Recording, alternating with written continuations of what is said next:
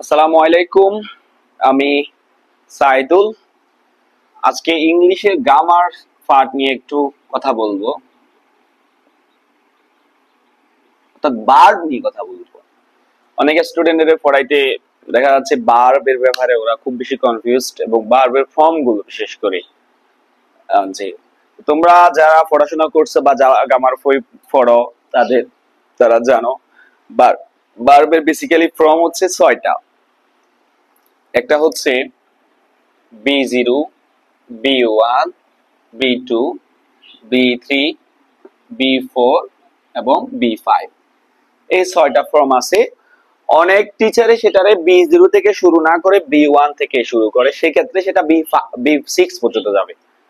ঠিক আছে, B0, B1, B2, B3, B4, B5 আমরা এ পর্যন্ত করি, বা আপডেট গ্রামার গুলোতে এভাবেই লেখা আছে B0। B0 মানে বেস ফর্ম, বেস ফর্ম। আর B1 মানে প্রেজেন্ট ফর্ম, প্রেজেন্ট ফর্ম। এটা হচ্ছে ফার্স্ট ফর্ম, এটা হচ্ছে first participle form, first participle form বা পার্টিসিপলও বলে এরা। এটা হচ্ছে জিরান, এটা ইনফিনিটিভ। ওকে, তাহলে এই যে ভার্বে ফর্ম যেটা, ওখানে আমরা ভার্বটারে মানে একটা ভার্বে তুমি 5-6 পর্যন্ত 6টা ফর্মে পরিবর্তন করতে পারবা। যেমন আমি যদি এখানে গো দিই, গো, এখানে বেস ফর্মে সেটা গো হইতে পারে, সেটা গোসও হইতে পারে। ফার্স্ট ফর্মে সেটা ওয়েন্ট, আর ফার্স্ট পার্টিসিপল ফর্মে সেটা গন, এবং gerund going, infinitive to go. Infinitive মানে টু প্লাস ভার্ব, আর জিরান মানে ভার্ব প্লাস আইএনজি, এটা মানে টু প্লাস B0। ইনফিনিটিভ মানে টু প্লাস B0। তো আমার এখানে কথা হচ্ছে বেস ফর্ম এবং প্রেজেন্ট ফর্ম নিয়ে। অনেক টিচারে বা অনেক স্টুডেন্টই এটা বলে, বা অনেকেই বলে বেস ফর্ম আর প্রেজেন্ট ফর্ম একই কথা। আসমান আর জমিন যতটুকু গ্যাপ আছে বেস ফর্ম আর প্রেজেন্ট ফর্মের মধ্যে, আমি মনে করি ততটুকু গ্যাপ আছে। বেস ফর্ম আর প্রেজেন্ট ফর্ম কখনো এরা এক হবে না, ইম্পসিবল। বেস ফর্ম যেটা, সেটার সাথে কখনো কখনো টেন্সের প্রভাব থাকবে না, কখনো সাবজেক্টের প্রভাব থাকবে না। বেস ফর্ম যেটা, ওটাতে সাবজেক্টের প্রভাব থাকবে না, সাবজেক্টের ইফেক্ট থাকবে না। আর প্রেজেন্ট ফর্ম সেটাতে সাবজেক্টের ইফেক্ট থাকবে, এবং হচ্ছে কি টেন্সেরও ইফেক্ট থাকতে পারে প্রেজেন্ট ফর্ম যেটা আছে। কিন্তু বেস ফর্ম কখনো পরিবর্তন হয় না, বেস ফর্ম যেটা আছে সেটা। এখানে এটা গো মানে গো হবে, এটা সাবজেক্টের কারণে গো হইতে পারে, গোসও হইতে পারে, সেটা সাবজেক্টের উপরে। সাবজেক্ট সিঙ্গুলার হইলে ভার্বের সাথে এস বা ইয়েস হবে, সেক্ষেত্রে কি হবে, যেমন হি, তাহলে এখানে গোস হবে। আবার দে, তাহলে এখানে হবে গো। সাবজেক্ট প্লুরাল হলে ভার্বের সাথে এস বা ইয়েস হয় না, সাবজেক্ট সিঙ্গুলার হলে ভার্বের সাথে এস বা ইয়েস হয়। দোনোটাই কিন্তু কি প্রেজেন্ট ফর্ম।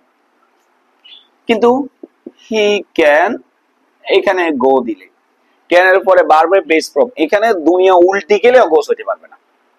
তাহলে বেস ফর্ম আর present form they are totally different from each other. তারা একটা আরেকটা থেকে টোটালি ডিফারেন্ট। কারণ base form never ever change, কখনো চেঞ্জ হয় না, কখনো পরিবর্তন হয় না, সেটা ওভাবেই থাকবে। কিন্তু প্রেজেন্ট ফর্ম যেটা আছে সেটা আমরা পরিবর্তন করব বা পরিবর্তন করতে পারি। ওকে, পরিবর্তন বলতে সেটার সাথে কখনো এস বাই ইয়েস হয়, আর কখনো এস বাই ইয়েস হয় না। আবার এখানে যদি আমরা মেক দি, MAKE, মেক মানে এখানে বেস ফর্মে সেটা মেকই হবে, আর প্রেজেন্ট ফর্মে সেটা মেকও হইতে পারে, আবার মেক্সও হইতে পারে। হ্যাঁ, এখানে আমি যদি এবার গিভ দিই, এখানে গিভও হইতে পারে, গিভসও হইতে পারে। এটা হচ্ছে প্রেজেন্ট ফর্ম। যারা এখনো এগুলো বুঝো না আর কি, তাদের জন্য বেস ফর্ম এবং প্রেজেন্ট ফর্মের মূলত বোঝাচ্ছি। এবং এখানে আবার ফার্স্ট ফর্ম তো তোমরা মোটামুটি সবাই জানো, মেক এর ফার্স্ট ফর্ম এই যে মেড। হ্যাঁ, তারপরে গিভের পাস্ট ফর্ম গেভ, আবার এটার মেড এখানেও ঠিক আছে, আর এখানে গিভেন, এখানে হচ্ছে মেকিং, এখানে হচ্ছে গিভিং, এখানে হচ্ছে টু মেক, আর এখানে হচ্ছে টু গিভ। এই হচ্ছে ভার্বের ফর্ম, অর্থাৎ ভার্ব 6টা ইয়ে করতে পারে, মানে 6টা ফর্মে যাইতে পারে। এইখানে আবার এই 6টা ফর্মের মধ্যে এদেরকে ভাগ করছে। প্রথম যে 3টা আছে এই 3টা হচ্ছে ফাইনিট ভার্ব, আর পরের যে 3টা আছে এই 3টা হচ্ছে নন ফাইনিট ভার্ব।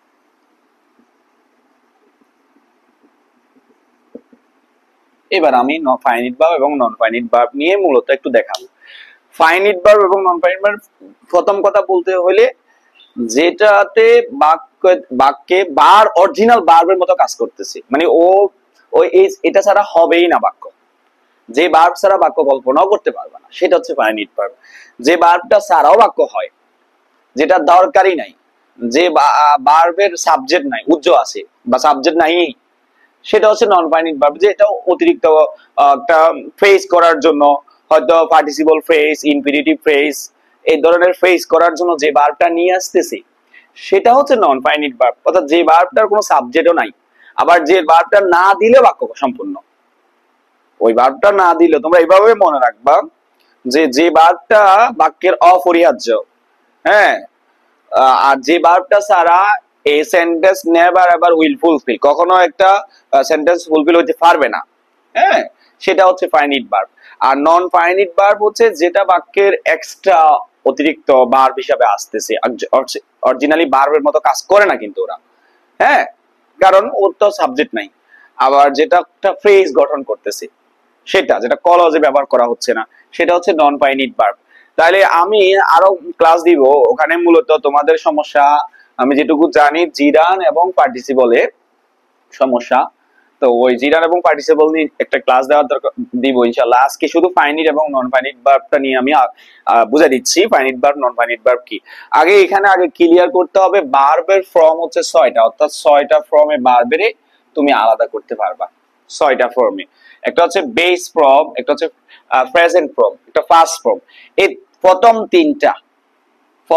তিনটা আমরা অরিজিনাল ভার্ব হিসেবে কাজ করব, ওরা অরিজিনাল ভার্ব হিসেবে কাজ করতে পারবে, এরা না কোনো অক্সিলারি ভার্ব, কোনো অতিরিক্ত না। এবং এরা আবার বাক্যের এত গুরুত্বপূর্ণ অংশ যে এটা ছাড়া বাক্যই হবে না। কোনো একটা সেন্টেন্স, যে সেন্টেন্স ভার্ব ছাড়া কখনো হবে না, ইম্পসিবল। এবং কোনো একটা ওয়ার্ড যেটা বাস্তব জীবনের নাউন, কিন্তু এমন জায়গায় বসছে সেটা ভার্বের মতো অর্থ দিচ্ছে, ওটারে ভার্বই বলতে হবে। যেমন আমি তোমাদেরকে যদি বলি I water the garden, water the garden, এরকম কিছু লেখা আছে, এটা তো দা আর্টিকেলের পরে নাউন বসবে, সেটা তোমরা জানো, তাহলে এখানে নাউন, আর এটা তো সাবজেক্ট জানো। ওয়াটার এটা এমনিতেই ফানি, কিন্তু এখানে আই ওয়াটার এটা এমন জায়গায় বসছে, এমন অবস্থানে বসছে, এটা অবস্থানের কারণে, বাক্যের কারণে এই নাউনটাই যেটা আছে এটা বার হয়ে গেছে। আমি বাগানে পানি দিই, এটা হয়ে গেছে, কেন পানি দেওয়া বুঝাইছি। তাহলে ভার্ব ছাড়া কখনো importance and necessary part for a sentence is verb. Without verb a sentence never ever fulfil, কখনো ফুলফিল হবে না, সে মানে কখনো তার অর্থ ভালোভাবে প্রকাশ করবে না। হ্যাঁ, এখন বলতে পারো যে ভাইয়া কিছু ভার্ব দাও বা কিছু ভার্ব দেখা যায় না, ওই ক্ষেত্রে ভার্ব গুলো উজ্জ হইলে আছে, কিন্তু ভার্ব আছে। ভার্ব হচ্ছে যে কি সবচেয়ে বড়, মানে সেন্টেন্স মেক করার ক্ষেত্রে যেটা খুব বেশি ইম্পর্টেন্ট সেটা হচ্ছে ভার্ব। ওকে, তো ভার্ব এর মধ্যে আমরা মানে ফাইনিট ভার্বের ভিতরে আবার অনেক প্রকারভেদ আছে, আস্তে আস্তে বলবো। আজকে ফাইনিট এবং নন ফাইনিট ভার্ব নিয়ে বলতেছি। তাহলে প্রথমত ভার্বের এখানে আমরা 6টা ফর্ম করব। আবার স্যারদের সাথে বেজাল করিও না, কোন স্যার এটারে B1 থেকে শুরু করে, B1 B2 B3 B4 B5 B6 এভাবে শুরু করে কোন স্যার, কোন স্যার এভাবে শুরু করে, সেটা আবার বেজাল করিও না। কিন্তু তোমরা আপডেটে যারা পড়াশোনা করবা তখন দেখবা যে B0 থেকে শুরু করছি, B0 B1 B2 B3 B4 B5, তো 6টা ভাগে ভাগ করছে। এর মধ্যে প্রথম যে 3টা আছে এই 3টা ফাইনিট ভার্ব এবং পরের 3টা হচ্ছে নন ফাইনিট ভার্ব, ঠিক আছে। আবার এখানে আমি জিরান এবং পার্টিসিপল নিয়ে পরবর্তীতে ক্লাস দিব কিভাবে চিনবা সেটা। ওকে, তাহলে ফাইনিট এবং নন ফাইনিট নিয়ে আলোচনা করি একটু।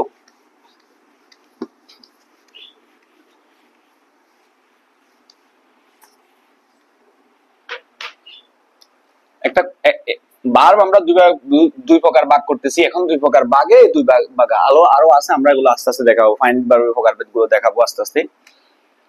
এখন এখানে দিল I work hard to earn money. এখন তোমরা তো অবশ্যই এটা দেখে বুঝে যাচ্ছ এই টু প্লাস ভার্ব থাকলে সেটা হচ্ছে কি নন ফাইনিট ভার্ব, আর এখানে এটা হচ্ছে finite verb. Finite verb, non finite verb, এটা সেটা তোমরা বুঝে যাচ্ছ যে এটা finite verb non finite verb. কিন্তু কোশ্চেন হইলো why it's called finite verb and why it's called non finite verb। বুঝা গেছে? কোশ্চেন হচ্ছে এখানে কেন এটা ফাইনিট ভার্ব বলতেছে। তুমি দেখো না এটা ভার্ব, এটা তুলে দাও, সেন্টেন্সটা ওটা রাখো, নন ফাইনিট ভার্ব রাখো, সেন্টেন্সটা কি কমপ্লিট হচ্ছে দেখো তো। I hard to earn money, সেন্টেন্সটা কি কমপ্লিট হচ্ছে? কমপ্লিট হচ্ছে না, ভার্বই নাই, ভার্ব এখানে ওই অংশে ভার্ব নাই, হচ্ছে না। তাহলে এবার এটা রাখো, কিন্তু তুমি এটা বাদ দাও, টু আর্ন এটা বাদ দাও। টু আর্ন বাদ দিলে মানিটাও বাদ যাবে, কারণ মানি হচ্ছে টু আর্নের একটা অংশ, ফ্রেজ। তাহলে এই যে এই অংশ দিয়ে বাক্যটা complete. I work hard, hard কোথায় বাদ দাও, তাও বাক্য কমপ্লিট। আই ওয়ার্ক আমি কাজ করি, হার্ড দিলে আমি কঠোর কাজ করি, কঠোর পরিশ্রম করি। হ্যাঁ, তাহলে এখানে এই জন্য এটারে ফাইনিট ভার্ব বলতেছে, কারণ এটা বাক্যে থাকাই অপরিহার্য, এটা লাগবেই। যে কোনো ক্লজ তৈরি করতে হইলে একটা সাবজেক্ট এবং একটা ফাইনিট ভার্ব লাগবে। যেখানে সাবজেক্ট এবং ফাইনিট ভার্ব আছে সেটা হচ্ছে ক্লজ, আর যেখানে সাবজেক্ট ফাইনিট ভার্ব নাই সেটা হচ্ছে নট ফ্রেজ। তোমরা তাহলে ফ্রেজ এবং ক্লজও বুঝে গেছো। তাহলে এখানে এই যে টু আর্ন মানি, এটা হচ্ছে আমার ফ্রেজ, এটা হচ্ছে কি ফ্রেজ। কেন ফ্রেজ? এই যে দেখো এখানে কোনো সাবজেক্ট এবং ফাইনিট ভার্ব নাই, আবার এটারে কি ফ্রেজ যদি কোশ্চেন করে এটা হচ্ছে ইনফিনিটিভ ফ্রেজও বলতে পারবা, ঠিক আছে, কারণ টু প্লাস ভার্ব দিয়ে শুরু হয়েছে। আচ্ছা, আমরা ওইদিকে যাচ্ছি না, আমরা বোঝাচ্ছি ফাইনিট ভার্ব এবং নন ফাইনিট ভার্ব। বা যদি বলে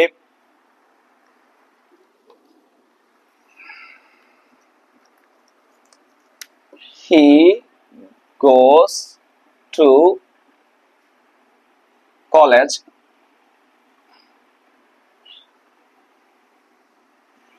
for learning something, কিছু শেখার জন্য সে কলেজে যাচ্ছে। এবং তোমরা তো এখানে দেখছো যে এই যে বার প্লাস আইএনজি সেটাও নন ফাইনিট ভার্ব, কিন্তু এখানে অরিজিনাল ফাইনিট ভার্ব হচ্ছে গোস, কারণ এটা তুলে দিলে বাক্যই কমপ্লিট হবে না। হি টু কলেজ ফর লার্নিং মানি, বাক্য আর কমপ্লিট হচ্ছে না। কিন্তু হি গোস টু কলেজ, এটা বাদ দিয়ে দাও, এই অংশটা টোটালি বাদ দিয়ে দাও, তাও বাক্য কমপ্লিট। শুধু সেটা নয়, তুমি পুরোটা বাদ দিয়ে দাও, হি গোস সে যায়, তাও বাক্য কারেক্ট। তাহলে এই হচ্ছে যে কি ফাইনিট ভার্ব এবং নন ফাইনিট ভার্ব। আশা করি তোমরা বুঝতে পারছো। তাহলে ফাইনিট ভার্ব হচ্ছে কি যেটা হচ্ছে বাক্যের নেসেসারি পার্ট, বাক্যে অপরিহার্য, যেটা ছাড়া বাক্য হবে না, যেটা বাক্যে দেয়া খুবই বেশি প্রয়োজন, যেটা ছাড়া বাক্য অর্থ সম্পূর্ণ হয় না, সেটা হচ্ছে ফাইনিট ভার্ব। যেটার সাবজেক্ট যে ভার্বের সাবজেক্টও আছে সেটা হচ্ছে কি ফাইনিট ভার্ব। যে ভার্ব টেন্সের কারণে প্রভাবিত হয় সেটা ফাইনিট ভার্ব, ঠিক আছে। ওকে, আর এটা হচ্ছে সেগুলো হচ্ছে নন ফাইনিট ভার্ব। কেন নন ফাইনিট ভার্ব? এগুলোর কোনো মানে এগুলো না দিলেও আমার বাক্যটা কমপ্লিট, এগুলোর আবার কোনো সাবজেক্টও নাই। হ্যাঁ, এটা বাক্য অতিরিক্ত অংশ হিসেবে আসছে, ফ্রেজে ব্যবহার হয়েছে, সেটা হচ্ছে নন ফাইনিট ভার্ব। তাহলে এখানে আমি চেষ্টা করছি ফাইনিট ভার্ব এবং নন ফাইনিট ভার্ব দেওয়ার জন্য, সিরিয়ালে আমি আস্তে আস্তে ভার্বের অংশগুলো দিব। তোমরা আশা করি বুঝতে পারবা।